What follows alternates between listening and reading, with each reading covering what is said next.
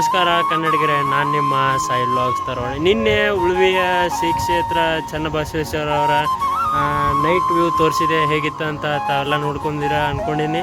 Next ಈಗ day view ತೋರಿಸೋಣ ಅಂತ ನಿಮ್ಗೆ. ಡೇ ವ್ಯೂ ನೋಡುವಂತ ಬರ್ರಿ ಈಗ ಹೋಗೋಣ.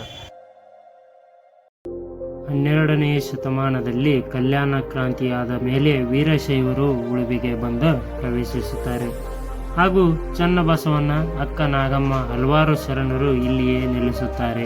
ಹಾಗೆ ಈ ಸ್ಥಳಕ್ಕೆ ಉಳುವಿ ಎಂದು ಹೆಸರು ಬಂದಿತು.